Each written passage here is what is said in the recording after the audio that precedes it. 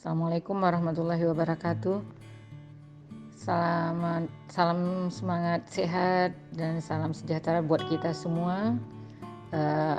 Kali ini saya akan memaparkan tentang teori belajar dan motivasi belajar dari Bapak Dr. Syihabuddin MSI. Halo semua, saya Hajah Fidziah SEMM dari Sekolah Tinggi Ilmu Ekonomi Banten. Salah satu peserta workshop pekerti online pada dosen perguruan tinggi yang diselenggarakan dari tanggal 10 sampai dengan 14 Agustus 2020. Pada kesempatan ini akan mencoba menerangkan tentang teori belajar dan motivasi belajar. Pertama sekali di sini akan menjelaskan tentang teori belajar. Teori belajar adalah sebuah teori yang pragmatik dan elektrik. Teori belajar ini menurut ahli aliran psikologi dibagi menjadi 5 aliran. Yang pertama yaitu adanya aliran atau mazhab tingkah laku yang menekankan pada hasil daripada proses belajar. Yang kedua, ada aliran atau mazhab kognitif yang menekankan kepada proses belajar. Yang ketiga, ada aliran atau mazhab humanistik yang menekankan isi apa yang dipelajari. Yang keempat, ada aliran atau mazhab kontrufistik. Yang kelima, ada aliran atau mazhab sibernetik, yaitu yang menekankan pada sistem informasi yang dipelajari. Selanjutnya, kita mencoba mendefinisikan apa itu motivasi. Motivasi adalah sebuah dorongan, hasrat ataupun minat yang begitu besar di dalam diri untuk mencapai suatu keinginan, cita-cita dan tujuan tertentu. Adanya motivasi akan membuat seorang individu itu berusaha sekuat tenaga untuk mencapai apa yang diinginkan. Jadi motivasi itu sangat penting sekali. Nah, yang menjadi pertanyaannya sekarang adalah ketika kita tadi bicara tentang teori belajar dan motivasi belajar, yang pertama, apa implementasi teori belajar di perguruan tinggi? Yang kedua, apa motivasi belajar di perguruan tinggi? Yang ketiga, tuntutan belajar di perguruan tinggi? Baiklah, kita akan mencoba melihat terlebih dahulu tentang implementasi teori belajar di perguruan tinggi. Implementasinya untuk teori belajar di perguruan tinggi adalah yang pertama, menentukan tujuan-tujuan institusional. Yang kedua, memilih materi pelajaran. Yang ketiga, menentukan topik yang bisa dipelajari secara induktif oleh mahasiswa.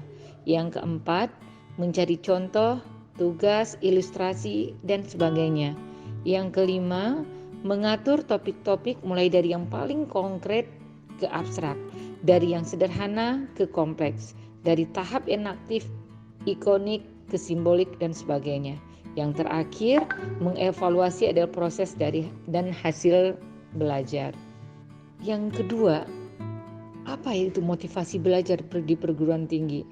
Terlebih dahulu kita harus lihat apa itu fungsi motivasi. Fungsi motivasi itu adalah sebagai suatu alat pendorong untuk berbuat sesuatu dari setiap aktivitas yang dilakukan. Yang kedua, motivasi ini berfungsi penentu arah perbuatan, yakni ke arah tujuan yang ingin dicapai. Yang ketiga, motivasi ini memiliki fungsi untuk menyeleksi perbuatan. Yang keempat, dia berfungsi sebagai pendorong usaha untuk mencapai prestasi. Bagaimana caranya berarti sekarang untuk bisa kita menumbuhkan motivasi? Yang pertama, ada beberapa cara yang bisa dilakukan. Yang pertama adalah memberi angka. Guru dalam hal ini memerlukan unsur objektif dalam memberi nilai, yang hendaknya angka tersebut mencerminkan aspek kognitif, efektif, dan psikomotorik. Yang kedua, bisa berupa memberikan hadiah. Hadiah akan sangat menarik mahasiswa sebagai motivasi dalam melakukan suatu pekerjaan. Hadiah itu adalah sebagai alat penguat terhadap motivasi belajar siswa. Yang ketiga, kompetisi. Baik kompetisi individu maupun kelompok digunakan untuk merangsang dan menguatkan motivasi belajar.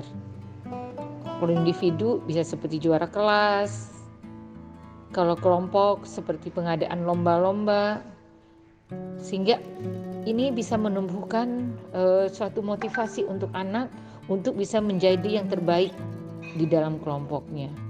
Yang keempat adalah salah satu cara yang bisa kita terapkan untuk menumbuhkan motivasi, yaitu dengan ego involvement, yaitu menumbuhkan kesadaran dalam diri siswa agar merasakan pentingnya tugas di sekolah dan menerimanya sebagai sesuatu tentangnya, sehingga siswa berusaha bekerja keras mengerjakan tugas dengan harga dirinya sebagai jaminan. Di sini di poin nomor 4 ini sebenarnya yang ditekankan sekali di sini adalah tentang nilai. Bagaimana kita berpikir untuk maju dengan meningkatkan nilai pada diri kita sendiri. Yang kelima, memberi pujian. Secara psikologi, seseorang pasti akan lebih senang dipuji daripada dilecehkan. Benar kan? Yang perlu diperhatikan kualitas pujiannya. Kualitas pujian itu hendaknya sesuai dengan prestasi. Bila berlebihan bisa membuat siswa besar hati dan tidak termotivasi belajar. Malah yang kita harapkan tidak sesuai dengan harapan. Nah, yang terakhir, apa tuntutan belajar di perguruan tinggi? Ada 3 kegiatan utama di perguruan tinggi, yaitu pendidikan atau pengajaran, yang kedua penelitian, dan yang ketiga pengabdian. Ketiga kegiatan utama di perguruan tinggi ini menuntut kepada para pendidik, menuntut untuk kemampuan berpikir bebas, kreatif, dan inovatif. Di samping itu, mereka dituntut juga untuk berkemampuan dalam berkarya dan mengabdi. Yang ketiga, menuntut karakter individu yang unggul secara intelektual, emosional, dan spiritualitas. Nah, dalam hal ini, mahasiswa juga memiliki tuntutan. Apa yang tuntutan terhadap mahasiswa? Mereka itu memiliki kekuatan kehendak atau the power of will. Yang kedua, memiliki persistensi, ketekunan. Yang ketiga, memiliki keinginan, desire untuk menjadi suatu kenyataan.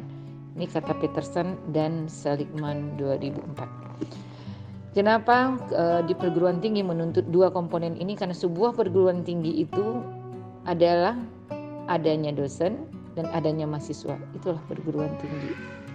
Oke, mungkin itu aja presentasi saya untuk kali ini. Terima kasih. Be the best, do the best, and get a success. Assalamualaikum warahmatullahi wabarakatuh.